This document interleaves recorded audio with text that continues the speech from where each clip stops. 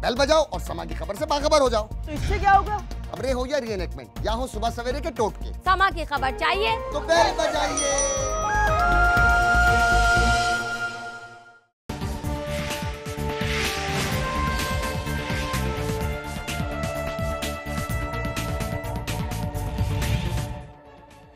आप देख रहे हैं न्यूज बीट पारस जहांजेब के साथ। एहतजाज, धरने और कारकर्दगी का व्हाइट पेपर, सिंध की हुकूमत, सिंध के मसाइल, हल की जानिब कदम या फिर इंतखाबी हिकमत अमली, ये है वो बीट्स जिन पे बात करेंगे आज न्यूज बीट में।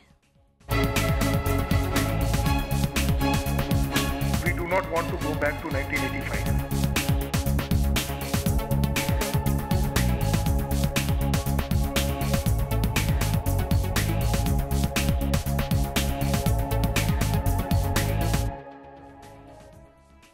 आज दुनिया भर में सेहत का और बच्चों के योगा का आलमी दिन मनाया जा रहा है। इन दोनों दिनों से हमारा इंतहाई गहरा ताल्लुक है। सेहत के लिए सियासी रहनुमा और योगा के दिन के हकदार पाकिस्तानी कौम है। आप देखें, कौम का दर्द दिल में छुपाकर दिन रात कौम के लिए हलकान होने वाले हमारे सियासतदान इस कौम को तरक्की देने की फिक्र में इतने बीमार हैं कि एक पाँव पाकिस्तान में होता है तो दूसरा लंदन या दुबई के हॉस्पिटल्स में।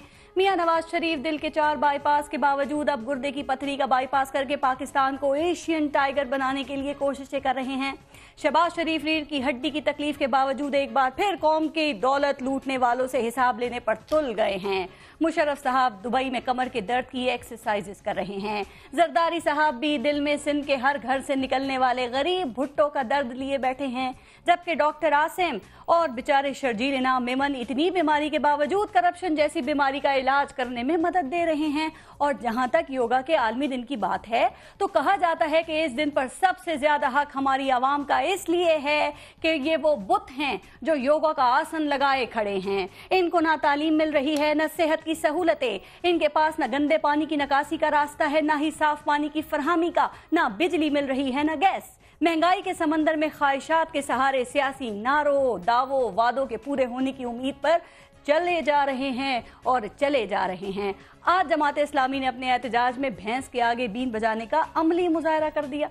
सवाल यह है कि क्या कराची के मसाइल और इदारे और हुकूमत सिंध पर इसका कोई असर होगा? सवाल यह भी है कि अचानक ऐसा क्या हुआ कि कराची की हर जमात 9 साला नींद से बेदार होकर कराची के मसाइल पर बात करने लगी। MQM को व्हाइट पेपर निकालना याद आ गया, मुस्तफा कमाल को धरना और तहरीक इंसाफ के जज्बाती आरिफ अलवी को बावर्दी SHO की गर्दन दबोचना याद आ गया। ये सब कराची के मफाद में हो रहा है या मैंडेट की भूख में? इसी पर प्रोग्राम में आज हम बात करेंगे। और आज प्रोग्राम में हमें ज्वाइन किया है MQM पाकिस्तान से सलमान मुजाहिद बलोच साहब, पाकिस्तान तहरीक इंसाफ से फैसल वाडा साहब ने, PMLN से राना मोहम्मद अफजल साहब, पाकिस्तान पीपल्स पार्टी से नवाब वसान साहब प्रोग्राम में हमारे साथ होंगे और कुछ देर के लिए जमात इस्लामी से नईमुर रहमान साहब भी हमें ज्वाइन करेंगे। अस्सलाम वालेकुम, बहुत शुक्रिया आप सबका। पहले एक लेंगे ब्रेक, देखते रहिएगा न्यूज बीट।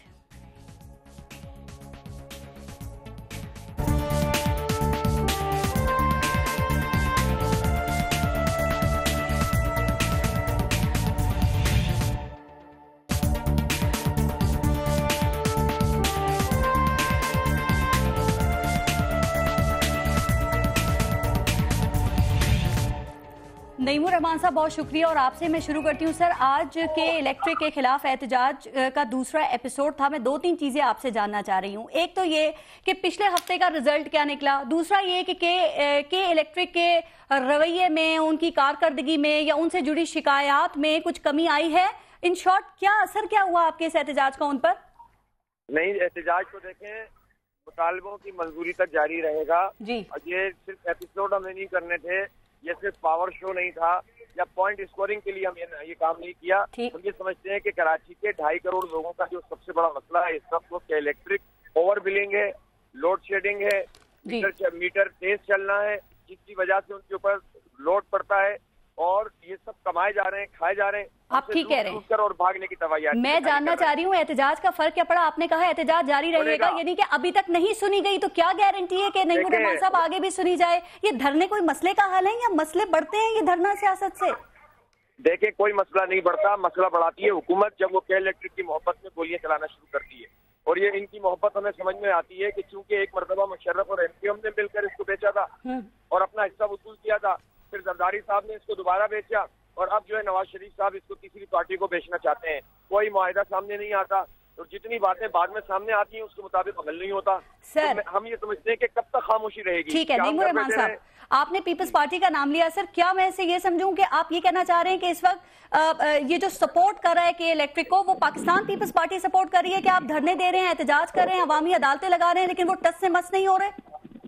देखिए, पीपल्स पार्टी अगर वाकई संजीदा होगी तो उनको ये बात अब सीरियस करनी चाहिए, इनकी इंतजामिया को मजबूर करना चाहिए। वो किसी कहीं मरीख पे नहीं है, कराची में ऑपरेट कर रहे हैं जी। तो इनकी सीरियसनेस हमें नहीं पता चलती। हमसे कहते हैं हम बुलाते हैं, ये आते नहीं है। कैसे मुमकिन है कि एक हुकूमत बुलाए और ये ना आए?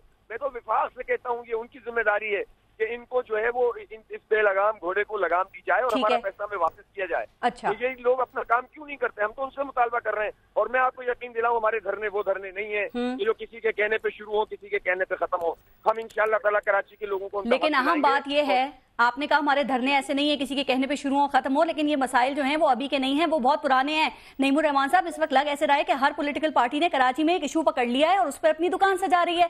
आपने बिजली को पकड़ लिया है, पीटीआई ने पानी को पकड़ लिया है, मुस्तफा कमाल को मसाइल हल करने की पड़ गई है, एमक्यूएम व्हाइट पेपर ले आई है। जैसे जैसे इलेक्शंस करीब आ रहे हैं ना, आप लोगों को कराची के मसाइल याद आने शुरू हो गए हैं। सर आपको क्या ये बात नहीं मालूम कि हमने 2015 में भी एहतजाज किया था और इलेक्ट्रिक के हेड ऑफिस पे हम यहाँ पहुंचे थे और हमने मुजाहरा किया था? क्या आपको नहीं मालूम कि हमने सिर्फ जुबानी बातें और एहतजाज नहीं किया, बल्कि नेपरा में वाहिद पॉलिटिकल, आप ठीक कह रहे हैं, आपको नहीं मालूम? मुझे सब मालूम है, रिजल्ट जानना चाह रही हूँ। उस वक्त के एहतजाज का क्या रिजल्ट निकला सर, और अभी 8 दिन का क्या रिजल्ट निकल रहा है? इंशाअल्लाह ताला रिजल्ट निकलेगा। इन्होंने तो जो कुछ किया है वो पिछले जुमे को कर लिया। आज हम यहाँ पर पुरअमन एहतजाज कर रहे हैं, ये एहतजाज का सिलसिला यहाँ भी जारी होगा और इंशाअल्लाह इसको पूरे शहर में हम फैलाने का ऐलान। एक आखिरी बात फिर मैं आपको खुदाफिज कह रही हूँ, वो ये कि पाकिस्तान पीपल्स पार्टी के खिलाफ व्हाइट पेपर लाई है एमक्यूएम। सर क्या आपके ख्याल में एमक्यूएम को क्लीन चिट दी जा सकती है? ये व्हाइट पेपर लाके उन्होंने जिम्मेदारी पूरी कर दी है, या आपके ख्याल में कितने % एमक्यूएम जिम्मेदार है इन मसाइल? जितने मसाइल कराची के अंदर इस वक्त मौजूद है उन सब में बराबर की शरीक एमक्यूएम रही है, हुकूमत के अंदर भी और हुकूमत से बाहर भी, मुलाजमतें लेने में भी, भत्ते लेने में भी, ठीक, अमन अमान तबाह करने में भी, इलेक्ट्रिक बेचने में भी, सब चीजों जराइम में इसका इकरार करें पहले तो कि हम सब शरीक हैं। अगर आप 1 मिनट और दें तो सिर्फ ये सवाल मैं सलमान बलोच साहब से कर लूं, ताकि अगर आप इसमें कुछ और कहना चाहें। सलमान बलोच साहब, 9 साल कारकर्दगी पर व्हाइट पेपर, क्या एमक्यूएम अपने 5 साल की वजाहत देगी? क्योंकि सर आप लोग बकौल आपके कि जब सिंध की आवाम और उसकी मासूमियत को लूटा जा रहा था, जुल्म सितम और नाइंसाफी के लिए रिकॉर्ड्स कायम हो रहे थे, शहरी और दही सिंध में तासुब बढ़ रहा था, यह आपने कहा, तो आप लोग क्या कर रहे थे? एमक्यूएम क्या कर रही थी उस वक्त? आउज़ुबिल्लाहि मिनश्शैतानिर्रजीम, बिस्मिल्लाहिर्रहमानिर्रहीम, इय्याका नअबुदु व इय्याका नस्तईन, व तुइज़्ज़ु मन तशा व तुज़िल्लु मन तशा बियदिकल खैर, इन्नका अला कुल्लि शैइन क़दीर। बहुत शुक्रिया पारस। मेरे दोस्तों को और व्यूवर्स को अस्सलाम वालेकुम। देखें पारस, ये तो एक ट्रेंड बन चुका है, एक फिनोमेना बन चुका है कि जब जिसका दिल किया एमक्यूएम को कटहरे में खड़ा कर दिया, जब जिसका दिल किया एमक्यूएम के खिलाफ मीडिया ट्रायल शुरू कर दिया, और जब जिसका दिल किया एमक्यूएम पे इल्ज़ाम लगा दिया अपनी सियासत को चमकाने के लिए। जमात इस्लामी का तो मैं क्या कहूँ, जमात इस्लामी का तो हाल हो चुका है कि पीपल्स पार्टी का सर 5 साल आप उनके साथ इक्तदार में शरीक रहे, तो आपको शरीक जुर्म क्यों ना कहा जाए? सर खुर्शीद शाह ये कहते हैं कि आपके व्हाइट पेपर की कोई अहमियत नहीं है, पैसे ना मिले, भत्ते ना मिले तो फैक्ट्रियों को आग लगा देते हैं। पीपल्स पार्टी कहती है एक क्या ऐसे 10 व्हाइट पेपर हम आपके सामने ले आएंगे। पारस साहिबा, अगर एक ही सांस में 10 सवाल करेंगे तो मैं जवाब कैसे दे पाऊंगा? आप हौसला तो रखिए सुनने का। मीडिया ट्रायल होता है, ये नहीं है बात। जी प्लीज बात कीजिए। देखिए, मैं सिर्फ आपसे इतना अर्ज कर रहा था कि एमक्यूएम पे तो हमेशा बिला वजह के इल्ज़ामात लगते आए हैं और लोग लगाते रहे हैं, लेकिन जो फोरम में, हाईएस्ट फोरम में, कोर्ट में ले जाके कोई भी उसको साबित नहीं कर पाया। एमक्यूएम ने हमेशा शहर कराची के, शहर हैदराबाद की, सिंध के लोगों की खिदमत की है। जब भी हमें मौका मिला, चाहे वो फारूक सत्तार का दौर हो, चाहे वो 2005 में जो है मुस्तफ़ा कमाल की सूरत में एमक्यूएम का नाजिम हो, या टाउन नाजमिन हो, यूसी नाजमिन हो, हमने डिलीवर किया इस शहर के लिए। हमने यहाँ पे कोई करप्शन नहीं किया, हमने यहाँ पे लूट मार नहीं की, हमने यहाँ पे सड़कों पे, नालों पे, पुलों पे जो कमीशन नहीं खाया, हमने यहाँ के पार्क नहीं बेचे, जैसे अभी क्लिफ्टन में वहाँ बागे इब्ने कासिम को मलिक रियाज साहब को देने की कोशिश की गई। आपने करप्शन नहीं की, आप उसके पीपल्स पार्टी अगर दोनों हाथों से करप्शन करती रही, कराची में मसाइल के अंबार लगते रहे, तो आप इनके साथ इक्तिदार में तो शरीक थे ना? यानी कि आप शरीक रहे, सब देखते रहे और आप खामोश रहे, ऐसी क्या मजबूरी थी सर? पारस साहिबा, जरा होले होले चलिए, मैं बता रहा हूँ आपको। जी प्लीज। इतना तेज चलेंगे तो पाँव में इतना तेज चलेंगे तो पाँव में जख्म ना आ जाए। नहीं सर, जख्म नहीं आएगा। आप ना करें, मसाइल बहुत है, हमें सब पे बात करनी है। ये खारदार तारों की राह है जिस पे एमक्यूएम चल रही है शुरू से लेके अब तक। और आइंदा भी चलने को तैयार है। मैं सिर्फ इतना बता रहा हूँ आपको, ये रेड कारपेट नहीं है। और इक़्तिदार की जो सेज होती है वो जो है वो फूलों की सेज नहीं कहलाती। MQM हमेशा इक़्तिदार में रही, पीपल्स पार्टी के साथ रही, 2% की जो है वो जिम्मेदार रही, और जो वजारतें हमारे पास थी उसमें ना होने के बराबर था।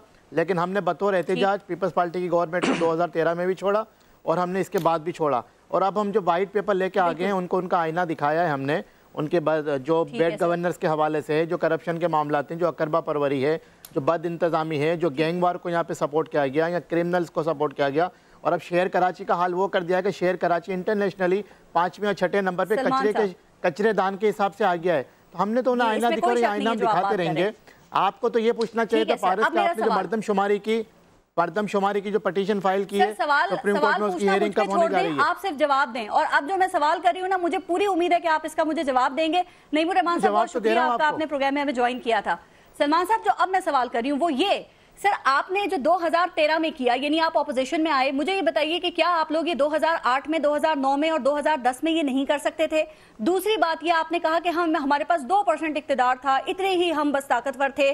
तो इन कमजोरियों के बावजूद इक्तिदार से आप लोग चिमटे क्यों रहे सर? ऐसी क्या आपकी मजबूरियां थी? सर वो मजबूरियां तो बताएं, क्योंकि हर चीज आपके सामने डिसाइड हुई होगी ना कि ये टर्म्स एंड कंडीशंस हैं, इस पर हम हुकूमत के साथ रहेंगे, या ये बेनिफिट्स हैं, इनके लिए हम हुकूमत के साथ रहेंगे और कमजोर रहेंगे। जरा ये बताइए। माशाल्लाह, मैं तो पहले ही आपका मद्दाह से रहा हूँ, आपकी तारीफ करता हूँ, अच्छा बोलती हैं आप माशाल्लाह। आज भी माशाल्लाह बहुत अच्छा बोल रही हैं। और आपने मुझसे डायरेक्ट सवाल किया तो डायरेक्ट जवाब देता हूँ कि ये तमाम चीज़ें 22 अगस्त के बाद तमाम चीज़ें हम इंडिपेंडेंटली कर रहे हैं और बिल्कुल ऑथेंटिकेशन के साथ कर रहे हैं। 22 अगस्त से पहले का जो फिनोमेना था, यहाँ की MQM राब्ता कमेटी पाकिस्तान की फैसला करती थी, गवर्नमेंट से बाहर आती थी। रहमान मलिक साहब एक लंदन का चक्कर लगाते थे, सुबह को हम कॉन्फ्रेंस करते थे कि जी हुकूमत से बाहर आ गए। रहमान मलिक साहब एक चक्कर लगाते थे, हुकुम आता था कि जी दोबारा चले जाएं। तो रहमान मलिक के फिनोमेना को नहीं भूलना चाहिए। अब लेकिन ये पॉलिसी नहीं चलेगी। MQM पाकिस्तान जो अवामी इश्यूज़ की भरपूर सियासत कर रही है, चाहे वो मर्दमशुमारी का मसला हो, आर्टिकल 140A के इख्तियारात का मसला हो, चाहे वो पब्लिक सर्विस कमीशन का मसला हो, चाहे वो सलमान साहब 22 अगस्त से पहले की जो मेमोरी है उसको क्या हम डिलीट कर दें, उसको वॉश आउट कर दें? हम सोचे ही नहीं कि उससे पहले कुछ हुआ था और उसके बाद के फिर सवालात किए जाएं अब आपसे? हमसे जो आप सवाल करें ना MQM पाकिस्तान के हवाले से, अगर अब हमारे फैसलों में कोई यू टर्न आता है तो हम जिम्मेदार हैं, हम उसके जवाबदेह होंगे तारीख में आगे जाके।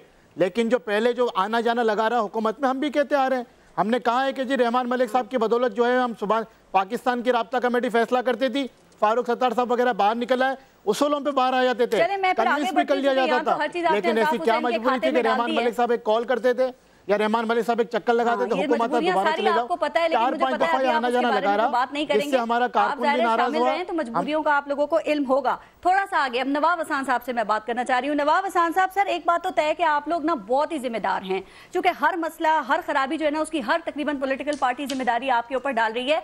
जरा आप बता सकते हैं कि ये MQM जो व्हाइट पेपर लाई है ये क्यों लाई है? ये के इलेक्ट्रिक की जो अभी बात हो रही थी, ये अपनी मनमानियां क्यों कर रही है? नवाब हसन साहब, इतना तवील इक्तिदार सिंध में आपका रहा है, अभी भी है, फिर भी ये मसाइल होने चाहिए थे? बिस्मिल्लाहिर्रहमानिर्रहीम। पारस साहबा, सबसे पहले के इलेक्ट्रिक की जो आपने बात की के इलेक्ट्रिक, देखें ये हमारा डिपार्टमेंट नहीं है, ये वफाक का है।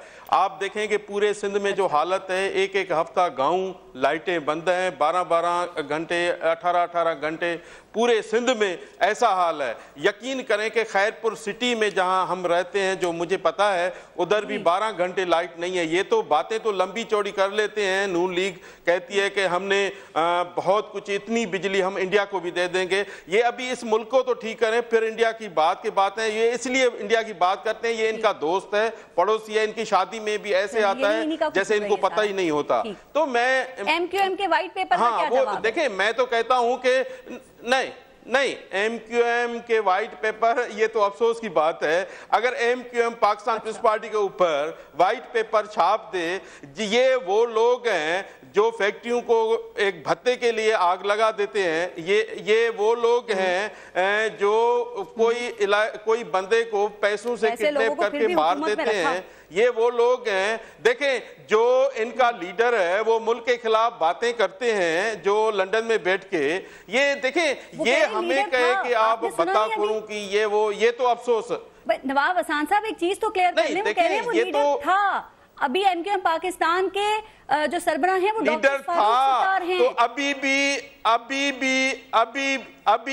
अभी भी इनके कांटेक्ट उनके साथ हैं। ये अब भूल जाओ कि इनके कांटेक्ट नहीं है।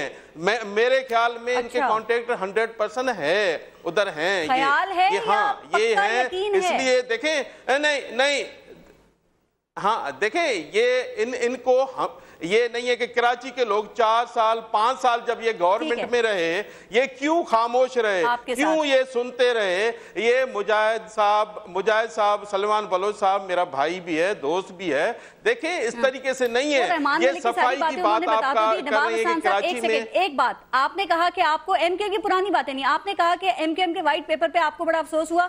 हैरत की बात है, मुराद अली शाह साहब ने भी ये कहा कि एमक्यूएम के व्हाइट पेपर पे उन्हें बड़ा अफसोस हुआ है। नवाब हसन साहब एक बात बताइए, ये कराची में कचरे के ढेर देख के, उबलते गटर देख के, लोगों को पानी के लिए मारा फिरता देखकर, शदीद बदतरीन ट्रैफिक जैम देखकर आप लोगों को कभी अफसोस नहीं हुआ? या फिर एमक्यूएम के व्हाइट पेपर में कुछ ज्यादा सच लिख दिया उन्होंने जो आपको इतना अफसोस हो गया इसके ऊपर?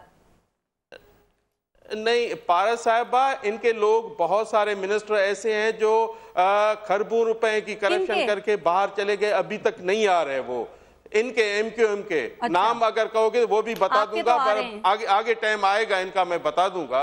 नहीं देखें, बहुत सारे बाहर चले गए हैं। बाबर गोरी देखें और उनके देखें, बाबर गोरी के कितने कब्जे थे, कितने हमने वो जो शादी हाल थे या कितने वो थे, सारे ये चीजें। आप एमक्यूएम से 5 साल का हिसाब लें, आप बिल्कुल लें, लेकिन अपने 9 साल का भी तो देना कि कराची को आपने क्या दिया, सिंध को आपने क्या दिया। पॉलिटिकल पार्टीज जिन जीतनी है उनका बहुत ख्याल रखती हैं। आप लोगों ने तो यहाँ भी हद कर दी। पारस साहिबा मैं ये क्लियर कर दूं, मैं कहूं कि हमने कराची को ठीक कर दिया, ये बिल्कुल नामुनासिब होगा।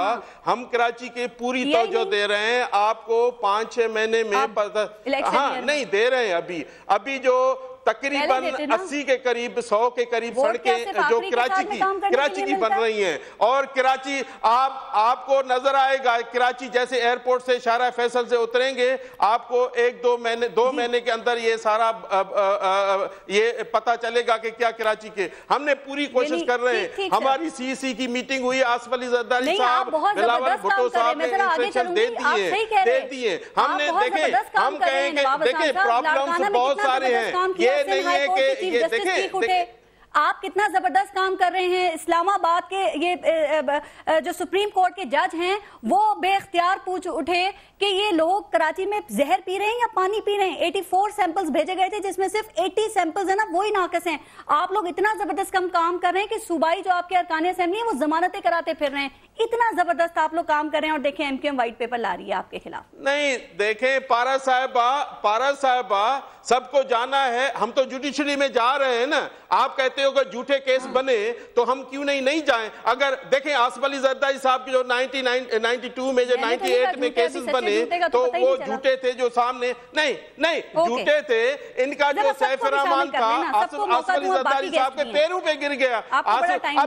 अभी हम ये चाहते हैं कि ऐसा न हो कि इनके और जो बड़ी बातें करते हैं वो भी पैरों पे गिर जाएं कि झूठे केस बनाना जुर्म है किसी के ऊपर। हमने किसी के ऊपर झूठे केस नहीं बनाए। अगर ये बनाएंगे कोई भी बनाएगा जाहिर है तो हम भी जाहिर है इंशाल्लाह हुकूमत में आके वो भी हम भी ये इंतकाम जरूर ले लेंगे। मैं पूछूंगी किस बुनियाद पे ये दावे हो रहे हैं हुकूमत बनाने के, ये झूठे केसेस हमारे ऊपर बने। फैसल वाडा साहब हम तो चाहते हैं पारस साहब, हम तो चाहते हैं FI भी इनके हाथ में है, इनके हाथ में है। अभी पारस साहबा यही नेब है ना, FI है ना, पंजाब में जाती है तो ये चिल्लाते हैं, सिंध में आते हैं तो ये कहते हैं कि नहीं ये सही है। यही रेंजर्स अगर सिंध में करे तो सही है, पंजाब में करे तो गुनाह है। ये कहाँ का इंसाफ है। मैं तो कह रहा हूँ कि ये सब कानून होना चाहिए। बाकियों को टाइम दे दें नवाब हसन साहब, फिर बाकी शो में आपको टाइम नहीं दूंगी वरना मैं। प्लीज सर फैसल वाडा साहब, सर आप लोगों को भी पानी का इशू एकदम याद आ गया है। आपके ख्याल में क्या ये बरवक्त है या अब इस पे सियासत करने का ख्याल आया? और आपके ऐसा ख्याल आया कि आपके वो जो MNA हैं आरिफ अलवी, उन्होंने तो दरख्शां थाने के SHO को गले से उसको पकड़ लिया, गला दबोच लिया। ये कौन सा स्टाइल है एहतजाज का सर? क्या नए पाकिस्तान में अब ऐसे एहतजाज होगा? ये गला दबोचने से पानी आ जाएगा कराची में? बहुत शुक्रिया पारा साहब। अगर आपकी ब्रेक है तो आप ब्रेक ले लें, क्योंकि मुझे भी उतना ही टाइम चाहिए होगा। Take your time. अच्छा, मैं देखिए मसला ये है कि आरिफ अलवी साहब ने जो एहतजाज किया वो तो हम रिकॉर्ड का हिस्सा पहले से बना रहे हैं, चाहे वो MQM का इशू हो, चाहे वो नवाज शरीफ साहब का इशू हो, चाहे वो पीपल्स पार्टी का इशू हो। लेकिन जो यूनिफॉर्म में सर्विंग ऑफिसर के गले से पकड़ना, इसको कंडेम भी करते हैं, ये एक्सेप्टेबल भी नहीं है। और आरिफ अलवी साहब वैसे बड़े ठंडे दिमाग के आदमी हैं, लेकिन किसी सूरत में आप किसी यूनिफॉर्म ऑफिसर को, चाहे वो सिपाही है, IG है या किसी और इदारे का यूनिफॉर्म पहना है, आप यूनिफॉर्म आदमी के साथ डिसरिस्पेक्टफुल काम नहीं कर सकते। किया अच्छी बात है, लेकिन वाडा साहब क्या आपने उनसे पूछा कि उन्होंने ऐसा क्यों किया? अगर आपका MNA इस हद तक चला जाएगा तो फिर कल आप अपने कारकुनों को कैसे रोकेंगे सर? देखिए पारा साहिबा, बहुत सारे सवाल आरिफ अलवी साहब ने देने, इसका भी देना है, कुछ सिंध के हवाले से भी उन्होंने सवाल के जवाब देने। मेरे ख्याल से पीर तक हम मिलेंगे और वो सवाल करेंगे, उन्होंने उस चीज़ों को क्लियर करना है पार्टी के हद तक भी और पाकिस्तानी भी हद तक जवाब दे दूंगा। अच्छा, दूसरा पारा साहिबा तीसरी चीज़ है कि क्योंकि पारा साहिबा क्योंकि आपके शो में वक्त कम होता है, लोग बहुत सारे, आपने अपने इंट्रोडक्शन में 4 चीज़ें की थी, जिसमें से आपने आरिफ साहब का सवाल कर लिया, AD ख्वाजा साहब का सवाल किया और शर्जील साहब का सवाल किया। तो मैं पहले करना है नहीं, आपने इंट्रोडक्शन में किया था। अगर आप सवाल कर लूं फिर MQM के हवाले से, आपके ख्याल में MQM जो व्हाइट पेपर लाई है, क्या ये लाकर उसने कराची की अपनी तमाम तर जिम्मेदारी जो है वो पूरी कर दी है, या फिर जितना बड़ा मैंडेट था उतने ही बड़े सवालात मौजूद हैं? वाडा साहब देखिए पारा साहिबा, आपको याद होगा 2-3 साल पहले सलमान बलोच साहब और फैसल सब्जवारी साहब ने मेरे खिलाफ प्रेस कॉन्फ्रेंस की थी 9-0 के अंदर। मेरा उस वक्त भी स्टांस ये था कि आपकी मुखालफत जितनी भी हो, लेकिन जो आदमी अच्छा हो उसको आप अपनी मुखालफत के बावजूद अच्छा कहें। तो इन दोनों को मैंने तब भी कहा अच्छे थे, आज भी कहता हूँ अच्छे हैं। लेकिन ये जो मिल मिलाद की 30 साल के बाद इनको वाइट पेपर नज़र आ गया, याद आ गया, कराची के हकूक़ की बात करने आ गए ये, और आजकल आपको पता है कि लड़ते भी नहीं, एक्सक्यूज़ मी करके बात करते हैं और थैंक यू करके जवाब देते हैं। तो ये बड़ा अच्छा नॉर्म है इसमें। तहरीक इंसाफ ने और रेंजर्स ने बड़ा इनको एजुकेट किया, क्लास 1 से लेकर क्लास 10 तक इनको पढ़ाया है, और ये बड़े ज़बरदस्त किस्म के स्टूडेंट निकले। इनसे अच्छा स्टूडेंट पाकिस्तान की हिस्ट्री में कोई पैदा हो नहीं सकता। इनका नाम Guinness book of world record में भी दिया जाएगा। ठीक है। अच्छा सर, दूसरी बात, अब जरा एक और इशू पे, AD ख्वाजा की भी आपने बात की थी और मैंने भी अपने इंट्रो में उनका जिक्र किया। AD ख्वाजा के हवाले से ये वाडा साहब क्या ख्याल है कि क्या इशू है, क्यों इस पे वफाक और सूबा आमने सामने आ गए हैं? ये कोई अना का मसला है या फिर इदारे की बेहतरी का?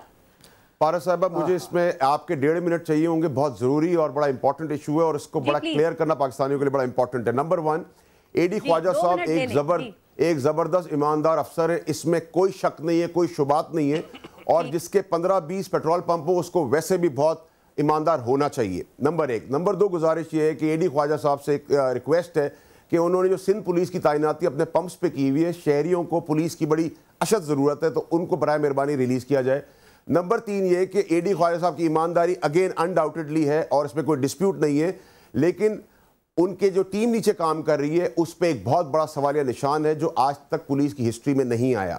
नंबर 4 ये कि AD ख्वाजा साहब को कोर्ट के ऑर्डर्स पे एक ग्रेड डाउन किया गया और उसके तहत सिंध का हुकूमत का प्रोगेटिव है ये कि वो सिंध हुकूमत उनको हटाए या लगाए। उनका सबसे बड़ा कसूर ये है कि मदाखलत और सिंध से पीपल्स पार्टी करप्शन और इंटरफेरेंस को 1 मिनट के लिए आप साइड पर रख दें।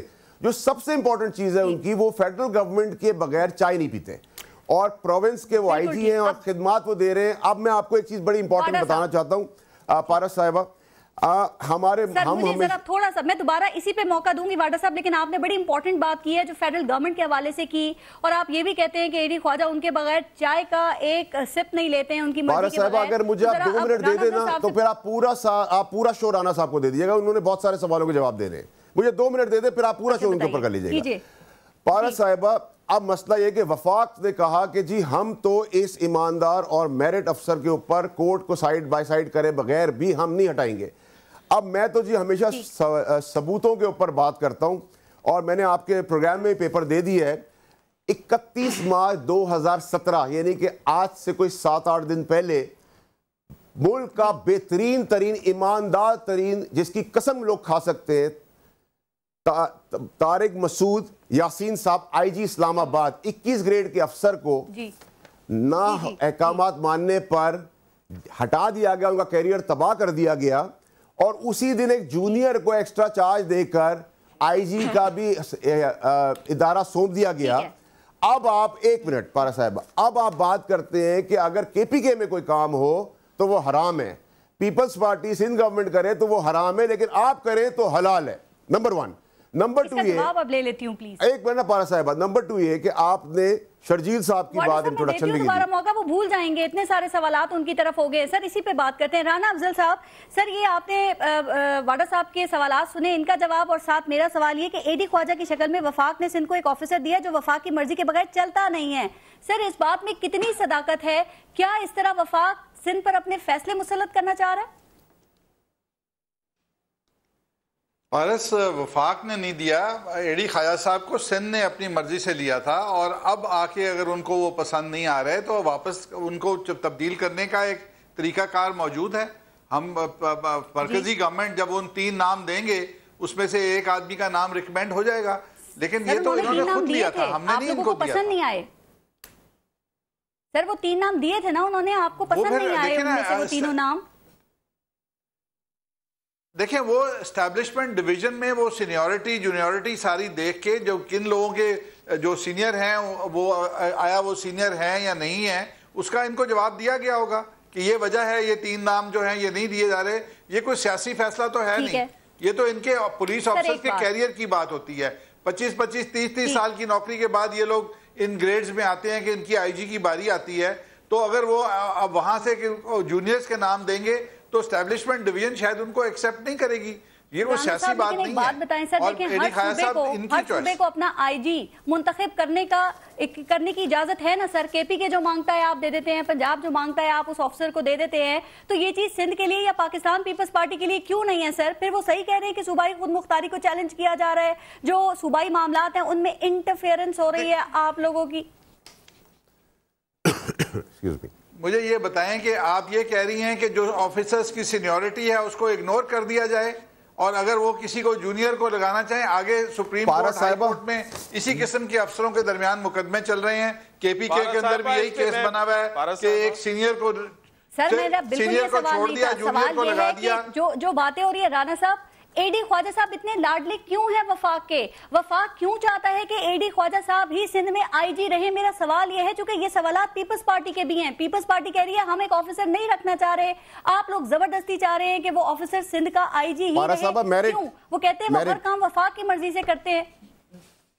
मेरिट राना साहब, यहाँ लगाने का मामला नहीं है, उनको हटाने का मामला है। हटाने का एक तरीकाकार होना चाहिए, और ये बात तय है कि सिर्फ सिंध की मर्जी का नहीं होगा, दोनों की मुशावरत से होगा। सिंध गवर्नमेंट को ये जो कानून जो मौजूद है उसमें किसी एक को 100% इंडिपेंडेंस नहीं है, आपने मुशावरत से लगाना है और फिर वो लगेगा। और अगर उसमें मरकजी हुकूमत की बात ये नहीं मानेंगे तो फिर ये तो कोई अच्छी बात नहीं है। एक फोर्स है, इसकी क्या वजूहत है, जरा मैं ब्रेक के बाद जरा मैं वाडा साहब इस पे बात करना चाह रहे हैं, नवाब हसन साहब से भी मैं ब्रेक ले लूं, ब्रेक के बाद फिर मैं पूछती हूँ, इस पे थोड़ी सी बात मजीद करेंगे। ब्रेक के बाद लेते हैं ब्रेक, देखते रहिएगा न्यूज़ बीट।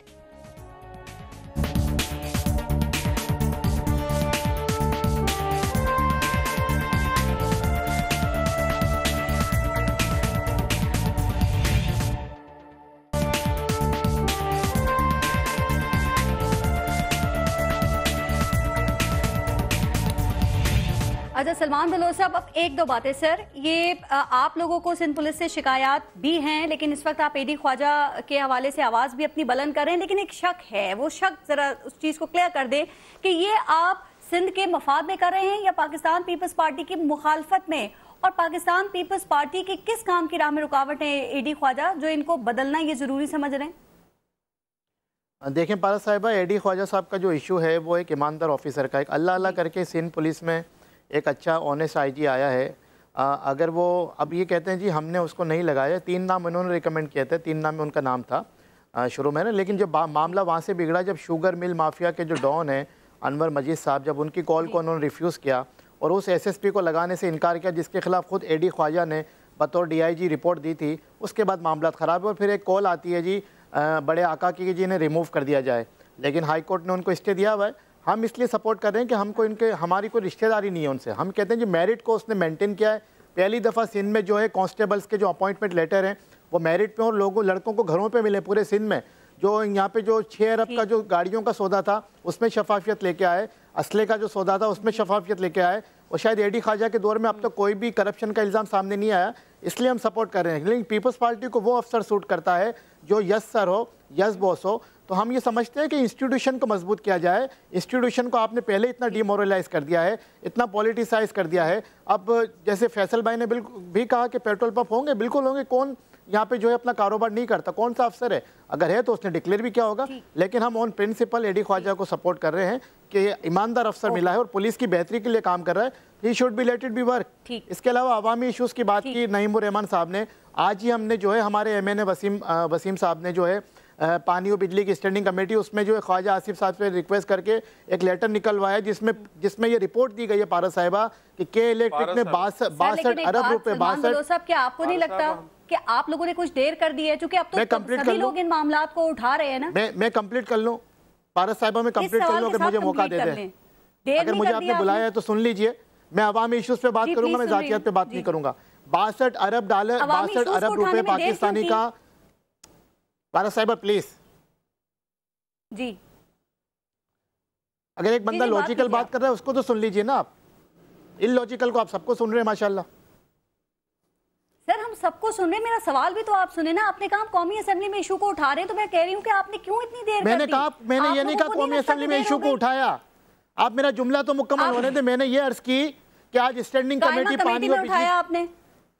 अरे वहां से हमने वो लेटर हासिल किया है जिसमें ये रिपोर्ट दी गई है मरकज को कि के इलेक्ट्रिक ने 62 अरब रुपए का फ्यूल एडजस्टमेंट की मद में कराची के शहरियों के जेबों पे डाका मारा है। वो लेटर आज हमें मिल गया है, हम इसके ऊपर जा रहे हैं कोर्ट में, नेब में जा रहे हैं। और ये सिर्फ धरने देने से मामला हल नहीं होगा।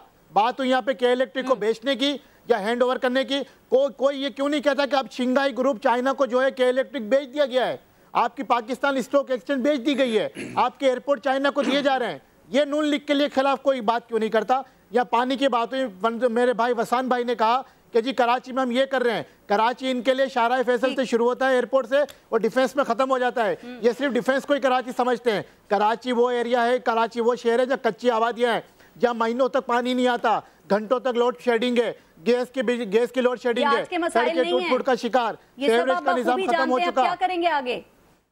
हम क्या करेंगे आगे? अब आगे क्या करेंगे? किस तरह ये आवाम की जंग लड़ेंगे आप? हाँ बिल्कुल बिल्कुल, हम आवाम की जंग लड़ रहे हैं। अभी हमने आवाम की जंग लड़ी है। अभी हमने बागे इब्ने कासिम को जो है वो बागे इब्ने कासिम को जो है वो हमने टाइकून के पास जाने से बचाया है, जो कराची की कीमती ज़मीन है, कीमती तरीन जमीन है। हमने 140 की पिटीशन फाइल करने जा रहे हैं लोकल गवर्नमेंट के अवामी इख्तियारात लेने के लिए। हमने मर्दमशुमारी के ऊपर पहली दफा ये मुद्दा उठाया है, सुप्रीम कोर्ट में है। या PTI की बात हुई, आज आरिफ अलवी साहब ने पुलिस ऑफिसर के ऊपर हाथ डाल दिया। अगर यही काम सलमान बलोच करता तो आज सलमान बलोच पता नहीं कौन सी सेल में पड़ा होता बगैर FIR के। दोहरा मयार नहीं होना चाहिए। यूनिफॉर्म में हाथ डालना कानूनन जुर्म है। मैं मुतालबा करता हूँ कि आरिफ अलवी के इस अमल पे उनके खिलाफ FIR दर्ज होना चाहिए। यूनिफॉर्म पे हाथ डाला गया है। क्यों कराची पुलिस के आला अफसरान खामोश है?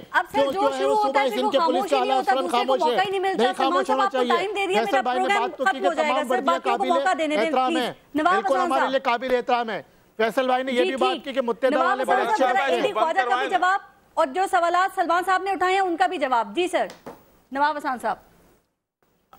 पारस साहबा, पहले तो आरिफ अलवी की जो आपने बात की, तो ये तो बिल्कुल आरिफ अलवी साहब MNA है, एक सीनियर पॉलिटिशियन है। अगर इसने पुलिस के साथ ज्यादती की है ये बिल्कुल गलत है। और ऐसा ना हो कि कानून भी हरकत में आ जाए। कानून कब तक खामोश रहेगा?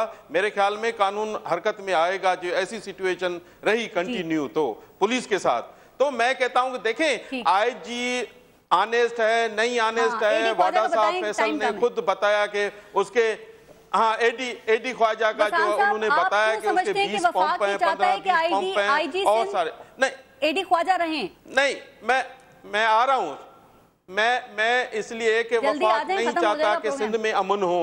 वफाक नहीं, वफाक नहीं चाहता कि सिंध में अमन हो, वफाक नहीं चाहता कि सिंध में तरक्की हो। वफाक की ये दोहरा मयार है। आप देखें नेब, मैंने पहले ही कहा ना, नेब अगर सिंध में काम करे तो सही है, पंजाब में करे तो गुनाह है, FIA सिंध में काम करे तो सही है, तो वफाक में करे तो ठीक है। यही पुलिस का भी हाल ये ऐसा ही करना चाहती है। क्या सिंध गवर्नमेंट को इतना हक नहीं है, राइट नहीं है कि वो अपनी मनपसंद का IG रखे? क्या उसका राइट नहीं है? क्या सिंध गवर्नमेंट फिर लॉ एंड ऑर्डर कैसे संभालेगी? सिंध गवर्नमेंट कैसे पूरे सिंध को चलाएगी? यही अगर रेंजर्स कराची में काम करे तो पीपल्स पार्टी के लिए सही है, यही रेंजर्स अगर सिंध में जाके काम करे तो गलत है।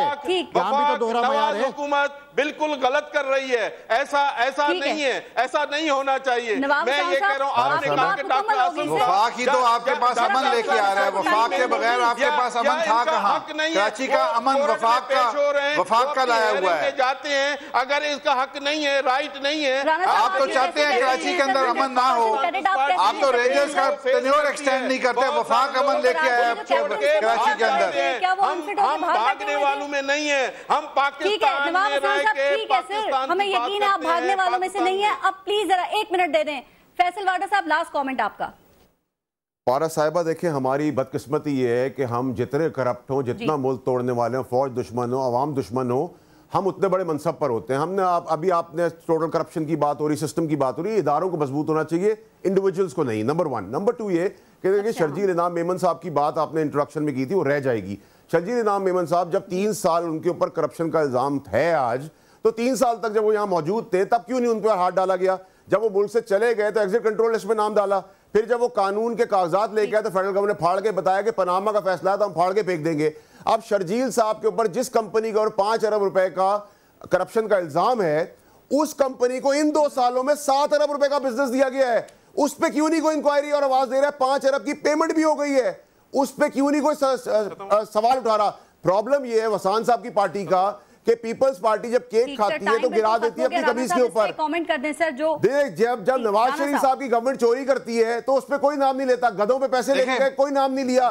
फाइनेंस मिनिस्टर साहब डार साहब का नाम मौजूद है सबसे बड़ी चोरी के ऊपर, नंबर 2 चोरी के ऊपर। कोई इंसाफ नहीं हो रहा। आप शर्जील पे हाथ डाल रहे, दुनिया पे हाथ डाल रहे, MQM पे हाथ डाल रहे। भाई पंजाब में दूध की नहरें नहीं बहाई जा रही। नवाज शरीफ साहब की करप्शन पे भी हाथ डाला जाए, एग्जिट कंट्रोल लिस्ट पे नाम डाला जाए।